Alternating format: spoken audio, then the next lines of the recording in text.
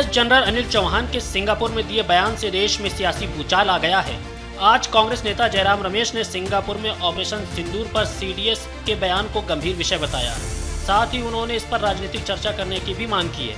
उन्होंने जोर देकर कहा कि सैन्य अधिकारी के खुलासे से पहले देश के भीतर रक्षा मंत्री को राजनीतिक दलों को नुकसान के बारे में बताना चाहिए था। दरअसल सीडीएस चौहान ने सिंगापुर में आयोजित शांग्री ला डायलॉग सिक्योरिटी समिट के दौरान एक इंटरव्यू में पहली बार भारतीय लड़ाकू विमानों के नुकसान की बात स्वीकार की। उन्होंने कहा कि पाकिस्तान के साथ हाल की झड़प के दौरान भारतीय लड़ाकू विमानों को नुकसान हुआ। हालांकि उन्होंने कोई आंकड़ा नहीं बताया, लेकिन उन्होंने कहा कि अहम ये नहीं है कि नुकसान कितना हुआ, बल्कि ये जरूरी है कि गलतियां कहाँ हुई। उन्होंने कहा कि आंकड़े महत्वपूर्ण नहीं है, अहम ये है कि हमने उसके बाद क्या किया। सेना के सर्वोच्च अधिकारी किसी बयान के बाद कांग्रेस अध्यक्ष मल्लिकार्जुन खड़गे के सुर में सुर मिलाते हुए जयराम रमेश ने कारगिल रिव्यू कमेटी की तरह एक एक्सपर्ट कमेटी की ओर से भारत की रक्षा तैयारियों की समीक्षा करने की मांग दोहरा दी। कांग्रेस महासचिव ने न्यूज एजेंसी ANI से कहा, हमें सिंगापुर के बयानों का इंतजार क्यों करना पड़ा, हमें लोकतंत्र की जननी माना जाता है।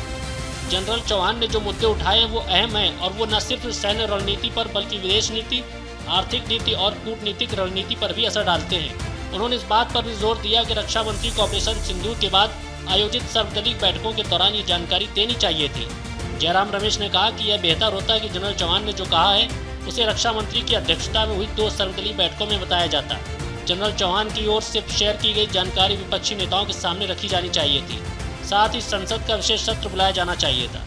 कांग्रेस नेता ने कहा कि जुलाई 1999 में कारगिल युद्ध खत्म होने के 3 दिन बाद ही प्रधानमंत्री अटल बिहारी वाजपेयी ने कारगिल रिव्यू कमेटी का गठन किया था। उन्होंने कहा कि वर्तमान विदेश मंत्री S जयशंकर के पिता रिपोर्ट तैयार करने वाले 4 सदस्यों में से एक थे।